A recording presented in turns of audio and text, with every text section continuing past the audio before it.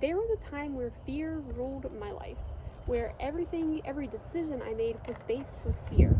But with a quote from Mike Carey that said, "The monsters and the fears that we create are just a reflection from within ourselves," I don't think that could be even more true.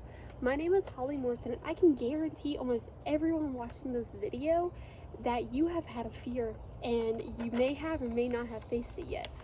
But the world is just going to keep throwing these frightening situations, these demons, these terrifying things, these fears towards you. And the question now is, what do you do with that? But you have to understand that fear is an illusion. Fear is a liar. Fear can dissipate just as quickly as it can appear within you. Let me take you back 8 years ago.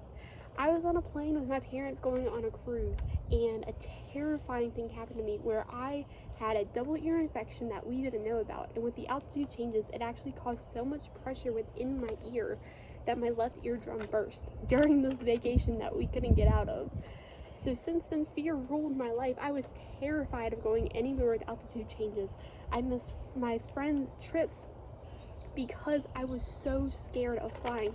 I missed going to family reunions because I was so scared of going into the mountains because of those altitude changes that I didn't want to. I let fear control my decisions in my life. But then one day I bucked up the courage. I chewed my mint gum. I held on to my soft stuffed animal, and I told my parents to get in the car. We were going to the mountains, and I was going to face that fear today, and I did. And yes, I am still terrified of altitude changes, but I know how to face that fear now, because as long as I breathe, it's over. The dark is something I also fear.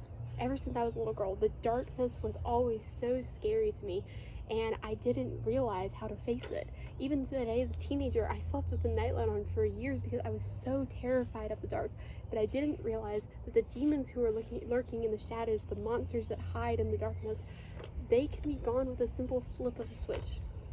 When the light comes on, whether it's inside of you or whether it's in the physical aspect of the world, the light that you switch on is what scares those demons away, because they're just as fearful as you are of them. And today, I think I'm facing the worst fear is being alone. In quarantine, especially for people like me who've gone through depression, being alone is awful because we feel lonely, we feel like we're friendless, we feel like we're worthless, and that is the biggest fear that I have, that I'm going to go back in that state because I'm alone. But I have learned to understand that fear that I have for myself is only if I let it consume me, and that I don't have anything to fear, because as long as I speak out, as long as I tell people that I'm like, hey, I need help, I don't have that fear anymore. So as I stand here today looking back at when I was 8 to 18 years old, there's so much fear that consumes your life, but it doesn't have to. Fear is a liar. Fear is an illusion that we put in our own mental capacities. One of my favorite quotes is that fear has two meanings. You can either face it and rise, or you can forget about it and you can run. And I choose to face it every day, because I know that fear is a trick in the mental state, and that if I don't have anything to fear, then I have nothing to be scared of. I have nothing that I can't face because I don't have fear. Now, in that mindset too, I also have to remind you that fear, you cannot be brave if you don't have fear. Being brave is having fear and learning how to pursue your life with it.